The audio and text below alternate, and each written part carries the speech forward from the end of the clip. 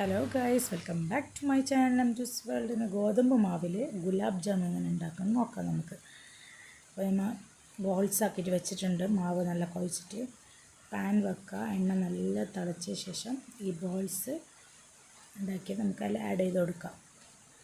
നല്ല തിളച്ച എണ്ണയിലേക്ക് ആഡ് ചെയ്ത് കൊടുക്കാം.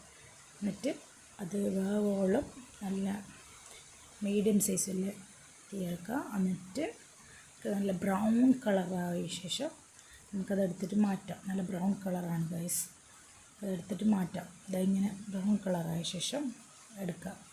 എന്നിട്ട് നമുക്ക് അതിനുള്ള പഞ്ചസാര വെള്ളം, മെയിൻ ഇൻഗ്രീഡിയൻസാണ് പഞ്ചസാര വെള്ളം. ഗുലാബ് ജാമിൻ്റെ അതുണ്ടാക്കുക. 1 കപ്പ് വെള്ളം എടുക്കുക.